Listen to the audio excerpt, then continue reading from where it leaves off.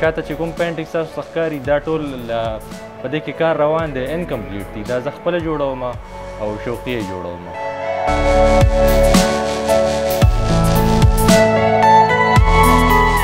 شوق مې د بچپن نه دی خو رسمي چې ما په دې کار باندې پیل کړی دی نو تقریبا 15-16 کاله وشو.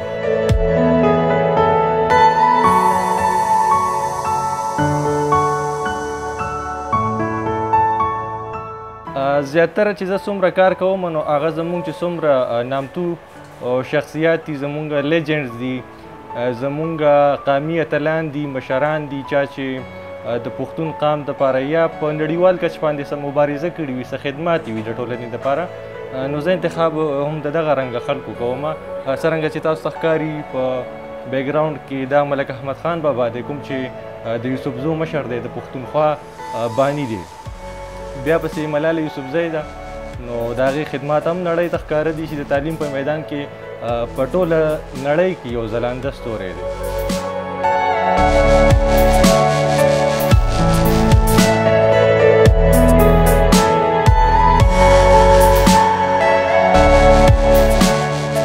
په ماشوموالي کې به مو کله د سکولونو په سکول کې چې به د خپل سکول د بلډینګ عکس جوړ کړی یا د کمرې عکس جوړ کړی یا د ونې بوټي عکس جوړ کړی نو دغه رنګ هغه خو ماته نه دي یاد چې ما څه جوړ کړي وو مخکې او څه مې نه و جوړ کړي. خو د مجسمو تر حده زه دا ویلی شم چې لومړۍ مجسمه ما د ارواښاد ډاکټر خالق زیار صاحب جوړه کړې وه او د هغې نه پس ما د مجسمو جوړولو باقاعده شروعات کړي وو.